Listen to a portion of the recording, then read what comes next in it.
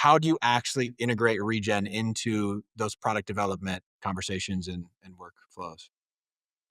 Yeah, so I can hit on this a little bit. Just like you said, we're really trying to think about this from the very beginning of a product inception rather than going back, after it's been created.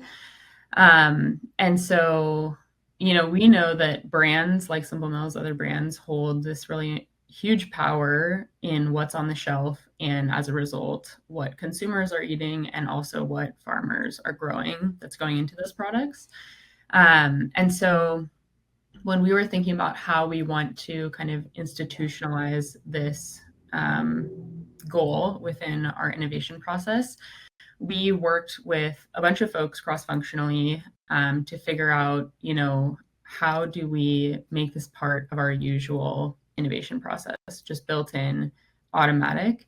And so we're thinking about this intersection, of course, of the nutritional side, but Yeah. also the sustainability side at the beginning of each of those new products. So institutionalizing the design process is really important. So thinking about how do we create a framework that helps our team just automatically do this as part of the development of any new product. Yeah.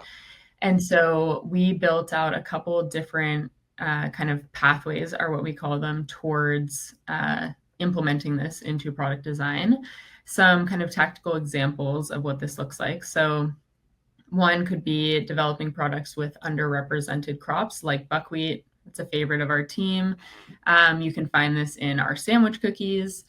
So the goal here to create that market diversity, market demand for these crops that farmers want to grow, and also dietary diversity. So, Mhm. a consumer eating a cookie can also get a little bit of buckwheat in their day, which is really awesome. Yeah. Another favorite of mine personally is the combo of butternut squash and red beans in our Pop'ems crackers. Mm. So they're not only delicious, if you haven't tried them, check them out. Mhm.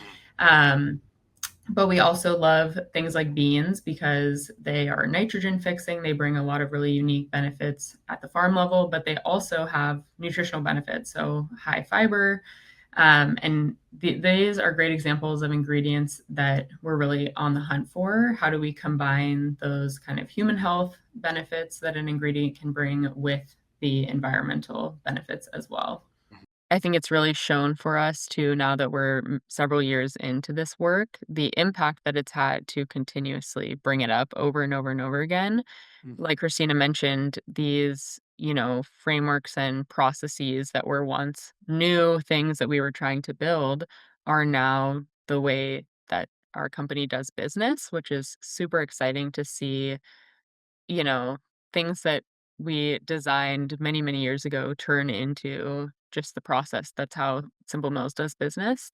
Yeah. And so I think that's really strong and really motivating too, as anyone out there is trying to figure out how to institutionalize things like this within a business, is just start somewhere that makes sense and keep doing it. And it, faster than you think, it becomes just the process.